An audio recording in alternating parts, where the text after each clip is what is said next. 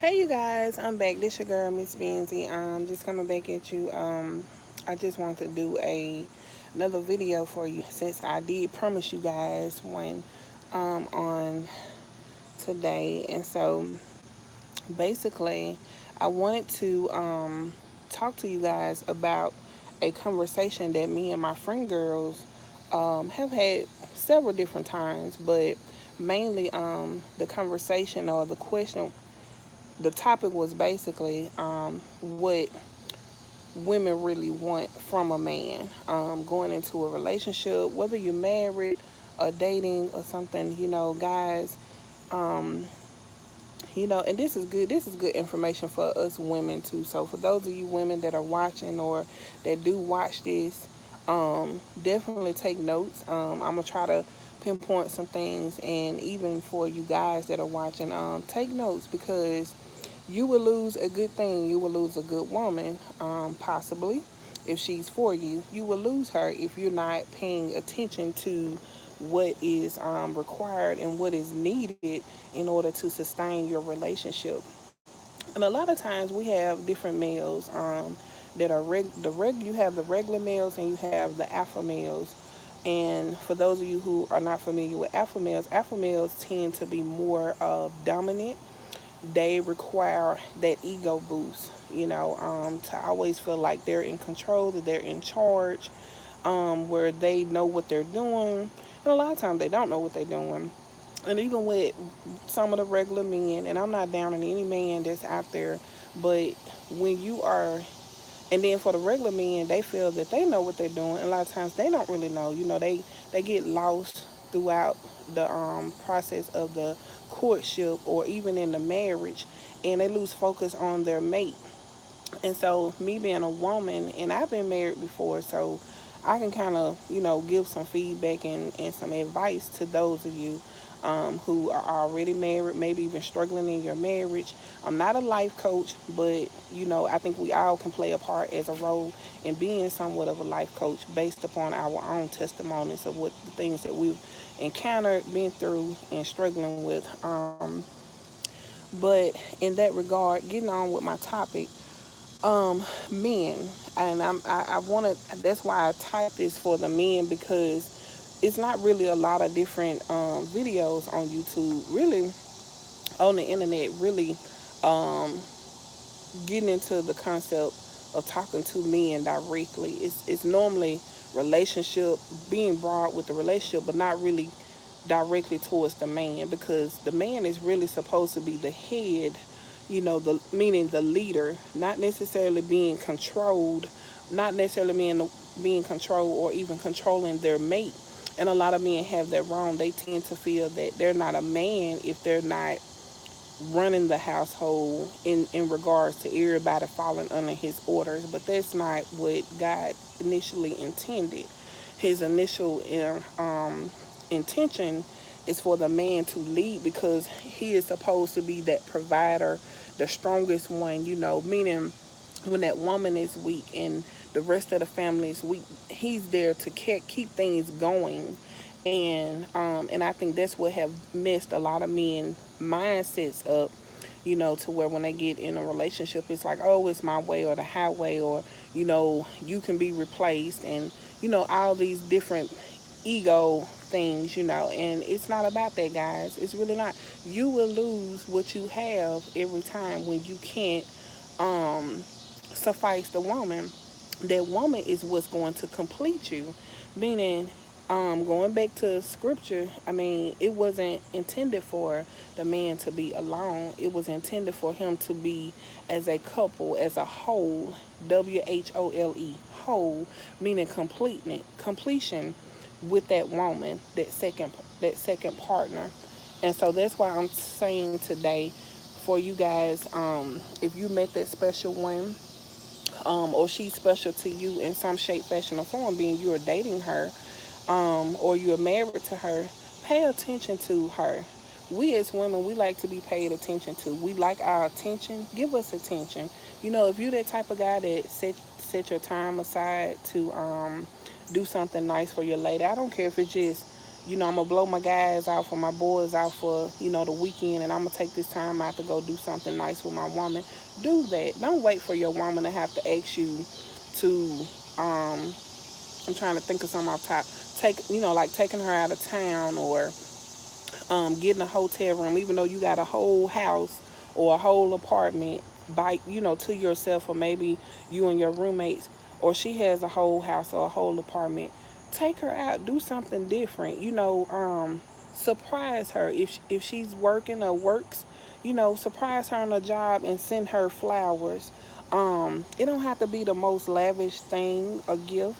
It don't have to be the most expensive gift. It could be something where you can go to the Dollar Tree or the 88-cent store or 99-cent store and find several different things and put it together and make a little basket or a little happy for her, and that will go a long way. That's better than actually a dinner and movie. I mean, whether you guys know it or not, like, we are very simple. If you could just tell us that you love us and actually mean it. If you don't mean it, don't say it. If you don't mean it, don't do it. But if you could tell us that you love us, if you can take time out your busy schedule, whatever it may be, to actually, console us when we're, having a bad day. I don't care if it's that time of the month for that woman, but just taking the time out to rub her back, just being sensual. That's what a woman wants from her man. For her man to let go of all that testosterone and that ego, and to just humble himself down and give himself in that loving, caring way. That's what we need as women. Now, for the women, those of you that are watching, don't be this type of crazy mentality of, he gotta do this and he gotta do that and he gotta do this for me and he gotta do that just because he's with me and I'm giving him the booty, and he, no, no, no, no, no. Nobody has to do anything for the other unless you married. And I say that only because once you get married, you're pretty much entitled to that person. Um, but the only thing you won't have control over is their attention. You won't have control over making them necessarily do something. Now, are they obligated? Is your mate obligated to do things for you? Yes, because they married you. They made a vow to uphold those promises to you and God. So yes, they are obligated. Now, whether or not they do it, that's between them and God. But for you single people that are dating, like I said, men, pay attention to your woman. Your woman needs to be paid attention to. No, I'm not saying call her around the clock and track her and know where she is, and picking up her phone and going through her phone, and I'm not saying any of that. I'm not saying stalk her, be stalkerish, and hovering over her and breathing down her neck. No, but I am saying be that man that she need. Be that supporter. If she need gas money, give her gas money. I don't care if it's $10 or $5. Even if it was your last 50 cents in your pocket and you gave that to her and you guys were out and about, that's 50 cents more than she had. Now, yeah, she might laugh at you. It might even make her cry, depending on what type of woman she is. And women, vice versa. Your man might need gas money, and you might only have 50 cents or some change in the bottom, loose change in the bottom of your purse. You know, give it, give it to him. Now, I'm saying this because I've been guilty myself at times where my boyfriend had asked me for, money, and I had maybe only $20 on my own, or I only had my last $10, on me, and I can, help him in a sense because I was looking, well, like, I need gas, you know what I'm saying? But but then he opened my eyes for me to see, because like I said, I've been married before, but I didn't have that problem because we, pretty much our money went into the same bank account. So it was like I didn't look at it as, well, he taking my money, or from a selfish standpoint.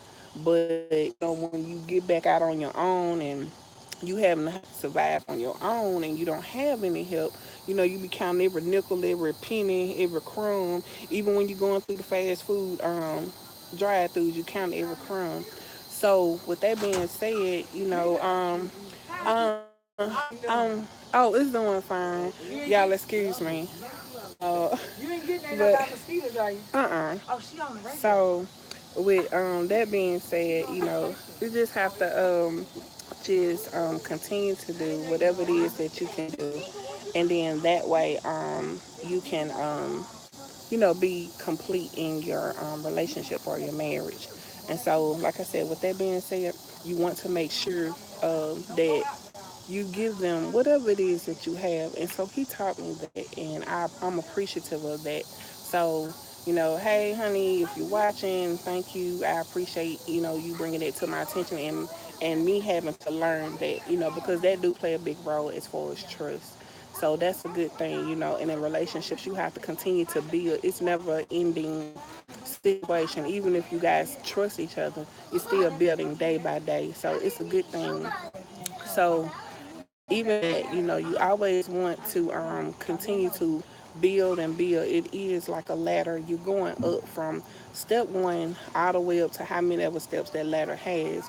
And so those are your different levels. And so I've learned from a lot of my mistakes and a lot of my mishaps to make sure that I get the opportunity to grow and learn from those different things. And so the other thing is making sure that you spend time with each other. That is very much important. You want to be able to, do that so that all the other things will kind of come into place as a whole for the entirety of, the time that, you're doing those different things. So, with that being said, you go to the next level. And then once you get to the next level, then you build from there and you go on into being able to open up and talk to one another. And of course, that's important beforehand, before anything else with the communication part.